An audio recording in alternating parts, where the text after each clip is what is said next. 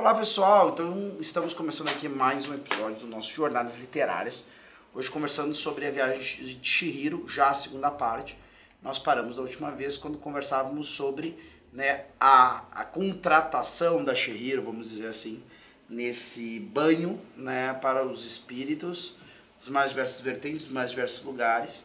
É onde a Chihiro faz então um contrato, onde perde o seu nome, e nós parávamos sobre isso, sobre a reflexão sobre a coisa do nome, e do papel, da questão do simbolismo do nome, da perda do nome, da aquisição do nome, da mudança do nome. É claro que ali tem uma referência ali, porque, digamos, ela está entrando na puberdade, vamos dizer assim, é um momento em que começa a ter um fluxo, né? A pessoa começa a entrar em fluxo ali, começa a mudar e questão de hormônio, não sei o que, né, e tal.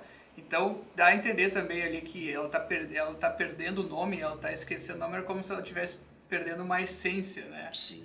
Uma essência inicial que tu tem aquele negócio que muitas pessoas têm aí de que, não, acabou a infância, e daí tem uma saudade muito exagerada, às vezes, até dessa infância lá, como se tivesse perdido alguma coisa ali, né? Então, é mais ou menos esse fenômeno que daí aí o Baba passa a mão ali, ela retira o nome, então ali é como se a Chihiro começasse a perder a alma, naquele momento da história. Mas eu te cortei aí. Não, e tratando disso também, mesmo nós vamos olhar essa coisa do ponto de vista ocidental, essa questão do nome e da puberdade, a gente tem toda uma compreensão, para quem não acompanhou esse processo tão de perto, que se cria, alguns quase falam praticamente da invenção da infância e da adolescência, Geralmente a coisa era muito mais concreta. Quando é que a pessoa passa a ter capacidade de auxiliar a sua família? O jovem é aquele que tem a capacidade de auxiliar a sua família. Ele ainda se percebe que ele ainda tem que amadurecer mais para chegar ao ponto da adultez, daquele momento, onde ele pode ter a autonomia dele e aí formar a sua própria família, mas ele já é alguém capaz de auxiliar a sua família materialmente. Então, na verdade, assim, essa coisa da adolescência, ou mesmo de uma infância propriamente, é algo muito mais diáfano, muito mais frágil, muito mais fluido, principalmente numa sociedade onde existe muito de elementos ainda eráticos, tradicionais, solidificados. Então, quer dizer, muitas vezes existe uma atribuição de responsabilidade concreta. Tanto é que dá a impressão que a exigência e o nível de tolerância com o erro do adolescente ou mesmo da criança no Japão é algo que às vezes nos escandaliza. Até a expectativa desses indivíduos em relação às suas falhas, aos seus erros, às vezes há casos inclusive de suicídio e tudo mais, apesar que hoje em dia, no mundo ocidental, suicídio de adolescentes até mesmo de crianças não é nenhuma novidade, a gente poderia dizer. Mas existe isso, até que tu comentaste de ela com 12, 13 anos já começar a trabalhar. Então até essa coisa de tu começar a fluidez do nome. Eu gostaria de chamar a atenção, talvez também por uma coisa que é algo muito básico, mais do que existe em algumas sociedades, a ideia, ou pelo menos de alguns grupos mitológicos, que o domínio do nome é o domínio sobre a pessoa. Então, e aí fala até sobre o mundo, exatamente. Quer dizer, essa coisa de, por exemplo, que a gente tem no Gênesis, se alguém não leu, por favor, leia. Existem pontos da Bíblia que são relatos que todos deveriam ler, independente do credo e tudo mais. Mas essa coisa da descrição da criação do mundo, esse encargo que Deus dá a Adão de botar nome às coisas, e de alguma forma parece que uma coisa está associada à outra, esse poder humano, de dominar sobre os animais, e assim por diante, e por outro lado também a sua capacidade de dar nome às coisas. E aí parece que a jornada dela, a grande viagem da Chihiro, vai ser a busca pela recuperação ou até pela criação da sua personalidade nessa experiência. Isso, mas existe assim, nunca ela esquece o nome, mas existe sempre a tensão de que ela não pode esquecer, Então ela fica com o cartão que ela da amiga de despedida, que estava escrito o nome dela, Sim. Esse pertence material é uma das coisas que mantém, ela sempre lembrando ao longo da história, por mais que tenha um momento que ela fala que quase estava esquecendo o nome dela, que ela estava achando que ela era Sen mesmo, mas aí ela se relembra e tal. Então tem que estar sempre essa atenção. Ela nunca esquece na história, mas tem sempre essa atenção de que ela pode se esquecer de qual é o nome dela e acabar. Se ela se esquecer do nome, ela não tem como sair de lá, né? Essa é a regra. E tem um outro detalhe que me ocorreu agora também, que é essa questão do nome próprio da pessoa, né? Sim. Que antigamente existia quase que existia quase como um tabu de saber o primeiro nome da pessoa, né? Exatamente. Então as pessoas se conheciam como pelos seus sobrenomes, né? E para tu chegar a conhecer o nome próprio da pessoa, tu tinha que ter um nível de intimidade muito maior, Exato. né? Então, Conhecer e chamar, né? e chamar, não. Tu tem que adquirir o direito de chamar De chamar a pessoa pelo nome. Exatamente. Exatamente.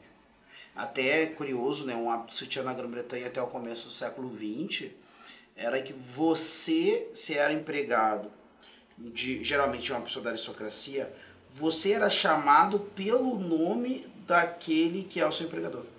Então, por exemplo, assim, eu tenho, né, um valete, né, um homem que me ajuda a me vestir, a cuidar das minhas coisas, a minha bagagem quando eu viajo, alguma forma de secretário.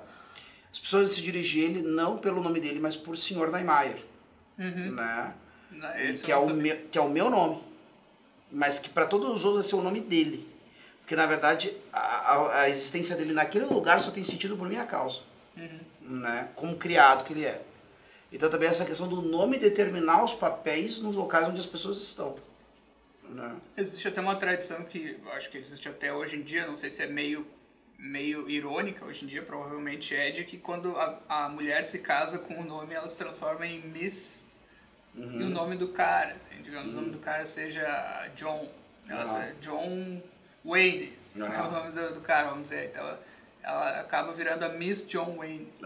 Exatamente. Né? Isso aí eu vejo em filmes, né? Eu nunca me aprofundei para saber por que isso, mas tu vê em filmes, seriados, os caras chamando a mulher pelo nome completo do cara, como se ela tivesse assumido aquele nome dele. Exato. Mas enfim, né? Então tem esse negócio do nome, é isso aí. Quando a Yubaba, essa bruxa, né, que é uma força desagregante ali, né, rouba o nome da Chihiro, ela tá roubando uma coisa muito íntima, muito essencial dela, né? É isso que o filme tá deixando bem claro ali, né? E aí depois ela começa a trabalhar, né, na casa de banho, e aí a Yubaba faz ela trabalhar quase até a morte, né? Na verdade, essa é a intenção dela, né? Aí chega um espírito totalmente sujo, né? Exato. Lembra essa cena aí? E aí ela manda assim, a Chihiro vai ter que lidar com isso aí, né? Então, e aí tu vê que ela consegue lidar com a situação. Exato. Né? E a partir dali, claramente, se tu prestar bastante atenção, a personalidade da Chihiro muda pra caramba. Assim. Exatamente, a partir disso. Porque daí ela sente que ela tem um poder ali, ela sente que ela conseguiu adquirir uma certa confiança muito maior. Assim, né? E ela precisava de um grande número, se eu não me engano, de sabão, de água, e ela tem umas fichas que, a princípio, eu não me lembro como é que ela consegue, mas que ela deixa entrar um outro espírito, né? Que é aquele espírito que tem uma máscara. A máscara, que é o sem rosto, né? O nome do personagem é sem rosto. E ela deixa ele entrar, e a princípio ninguém sabe que ele entrou e tal. Aí o Baba pressente que entrou uma coisa diferente lá, mas não sabe o que é. E aí ele começa, como ela fez essa gentileza pra ele, ele, né? Começa a conseguir isso pra ela, exato. Ele consegue as coisas. Depois ele vai ter uma proeminência bem maior até na história, né? Que é depois, né? Até antes, na verdade, da cena que ela dá o banho lá no espírito e tal. Que ela vai visitar os pais dela também, né? Que viraram porcos e tal. E ela não consegue reconhecer qual é que é o pai. Exatamente. Porque é um monte de porcos todos iguais ali.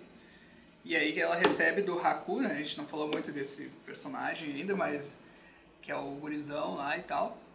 E ela recebe as roupas dela, né? Que é, digamos assim, a parte exterior, mas também dá uma marca da pessoa, né? E recebe o cartãozinho lá que a gente falou que tem o nome dela, pra ela nunca esquecer do nome, né? E ela vai ficando um pouco translúcida também, né? Nesse processo de esquecimento. Né? Sim, isso acontece logo lá quando ela descobre que o reino dos espíritos, daí ele faz ela comer uma frutinha que tem no chão, né? Então ela tem que comer também uma coisa, mas ela não come a comida dos deuses, ela come uma coisa que está no chão e ela volta, né? Então... E essa coisa também de comer como sinal de concretude, né? Por exemplo, Cristo ressuscitado, para dar um sinal de que ele tinha corpo, não era um puro espírito, come algo diante dos apóstolos, né? Exatamente. Interessante isso. E aí o que acontece, aí tem a cena seguinte, né? Daí a gente vê que esse Haku aí, ele é um dragão, né? Ele é um deus, ele consegue se transformar num dragão. Né? Depois a gente vai descobrir que ele é um espírito também de um rio, né? E aí ele tá voltando, né? A Chihiro vê que ele tá voltando no horizonte de algum lugar e ele tá sendo atacado e tal lá por uns passarinhos de papel lá e tal, né? E aí ela fica apavorada. E quando ela vai lá pedir ajuda pro pessoal lá da casa de banho, aí aquele espírito que é o sem rosto, né? Eles estão dando comida pra ele, né? Eles estão dando comida pra ele, tá todo mundo oferecendo comida pra ele, ele tá jogando ouro pra eles. Né? Então ele acaba se tornando tipo um ídolo lá e tal, porque ele dá ouro pras pessoas, eles esquecem de todas as funções deles lá e tal, ignoram a Chihiro e tal.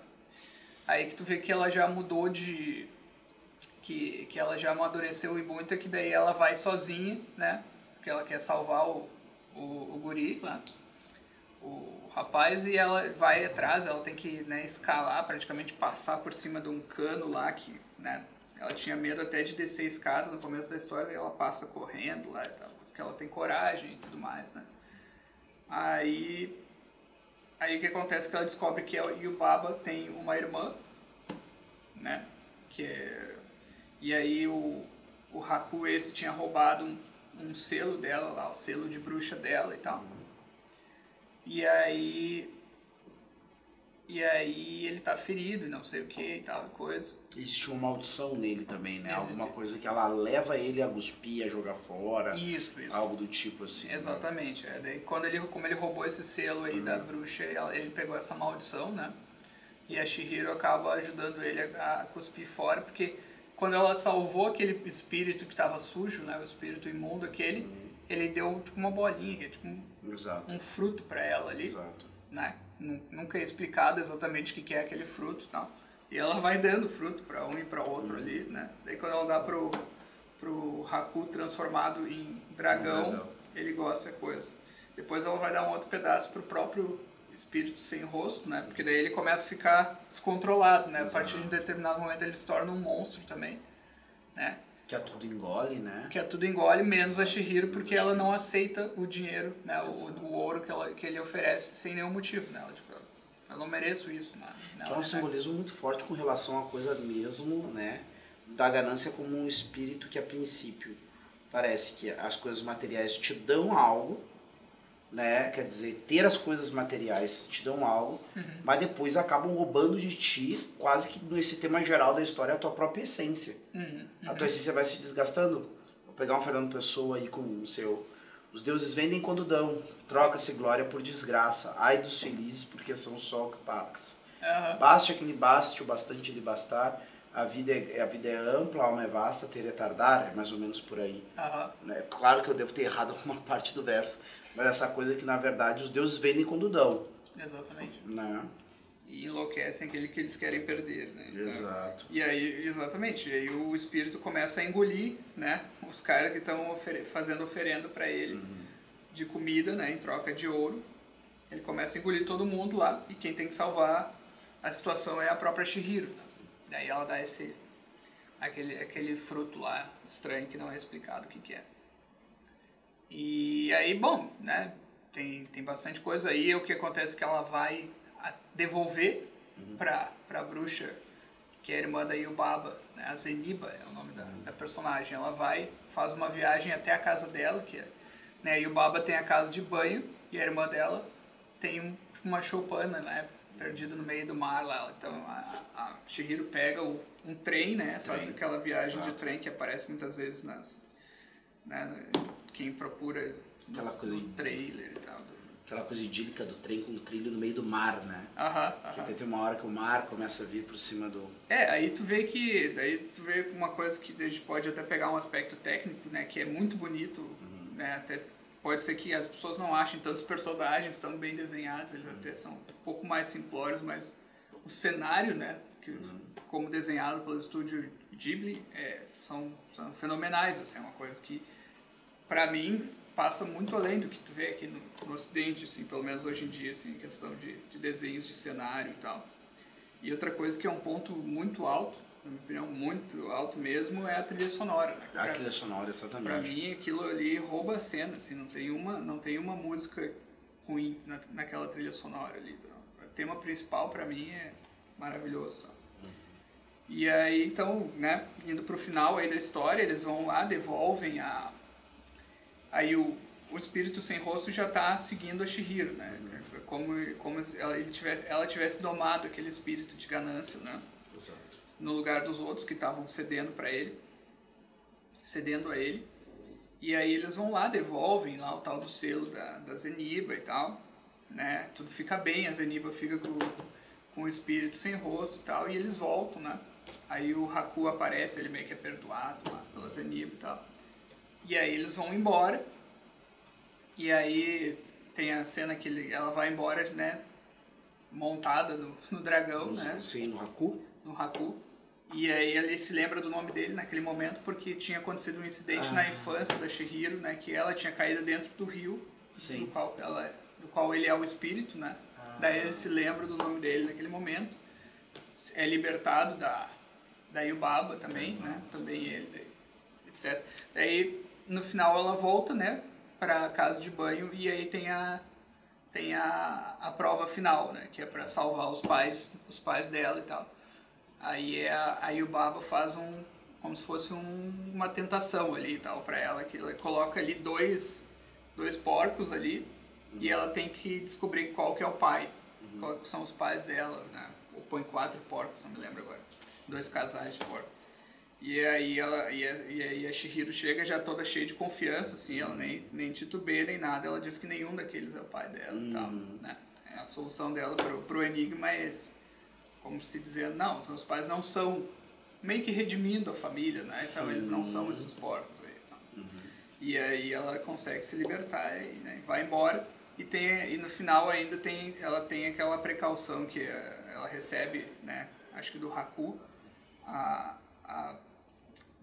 advertência de que ela não pode olhar para trás quando ela vai embora, né? Sim. Que essa é uma coisa clássica de histórias vamos dizer, de iniciação e tal, né? Ou saída de lugares vetados. Saída de lugares, exatamente, né? Que está na Bíblia.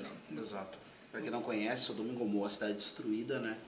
Quem é salvo dali é Ló e sua família, e a mulher de Ló olha para trás enquanto a cidade está sendo consumida pelo fogo e enxofre e vira então uma estátua de sal. E eles são advertidos antes de sair, exato, né? Não olhem para trás. Não olha para trás e tal. Então tem todo esse negócio de que é uma advertência do tipo, tu tá transitando para um novo mundo, tá? Digamos, de responsabilidade adulta. Tu não pode olhar para trás para aqueles momentos, né? Sei lá, de inocência inicial e tal. Tu tem que ir adiante, tem que progredir e tal. É porque agora você já sabe, né? Se antes você poderia ser perdoado pela sua ignorância, agora, né, a sabedoria te torna também responsável, né, pela consciência dos seus atos morais. Exatamente, né? Não pode voltar àquela inocência de que eu não sabia de nada. Exato, agora se botar esses atos você vai ser culpado. Então é isso, né? Aí acaba a história ali, tem a música final também, que eu recomendo muito, pra mim é extremamente bonita e tal. E fim do filme e tal. Tem alguma consideração final aí a ser feita? Não, eu acho que, por exemplo, todos esses... Aqui a gente vai falar, provavelmente não estamos garantidos que vamos trazer outro animação do estúdio Ghibli aqui. Provavelmente, talvez não voltemos com outra animação, né, dentro dessa série.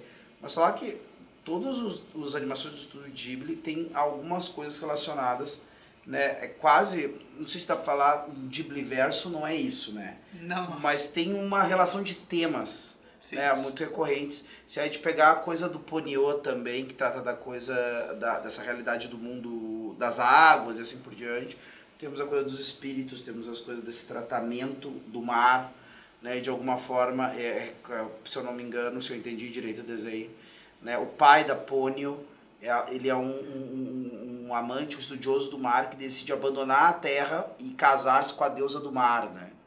Então, essas visões, só que justamente do ponto de vista, né, anímico japonês, né? Então, é interessante, talvez, também, claro, para mim os desenhos comunicam por si só, mas se hoje em dia eu tivesse que recomendar alguma coisa, né, de qualidade dentro desse universo dos animes, assim, não é que eu queira ver muitos animes, eu quero ver alguns específicos, eu acho que eu não recomendaria outro. Até porque eu tenho a impressão que no Estúdio Ghibli aparece justamente aqueles temas que são muito recorrentes dentro da literatura universal. Não, mas assim, eu recomendaria bastante, até porque é uma referência ocidental clara, que é o Castelo no Céu. Não é o castelo Animado. Não é o castelo animado, é Laputa, Castelo no Céu. Que não tem a ver com nenhum livro desses ocidentais também, pelo que eu vi. Não tem a ver, mas é uma referência ao Jonathan Swift, né, do Viagem exato. de Gulliver, né? Viagem de Então ele tem um dos países que ele visita é Laputa, né? Laputa, Até deu exato. problema por causa do nome, né? O filme é excelente principalmente aí pro pessoal mais novo, né? Eu recomendo até para pessoa adulto, né? Mas Eu acho que assim, sim. mas principalmente assim como público-alvo, pessoal de 10, 11 até 14, 15 anos aí é uma história de aventura muito excelente. Assim. Perfeito. Então, né, ficamos por aqui. Agradeço até agora sempre as pessoas que têm acompanhado os nossos vídeos, especialmente sobre a questão da cultura pop. Né? Novamente o seu like, o seu compartilhamento nos ajuda muito. E coloca nos comentários se você está gostando, se você gostou de ouvir falar sobre a animação do Estúdio Ghibli, se você quer ver mais coisas desse tipo. Ou não gostou também. Ou não gostou, e assim por diante, o que mais se tornou interessante. A interação de vocês é muito importante para que a gente saiba produzir esse conteúdo que mais atenda, né, às aspirações de cada um. Isso aí. Então, até a próxima Jornadas Literárias, ficamos por aqui. Até lá.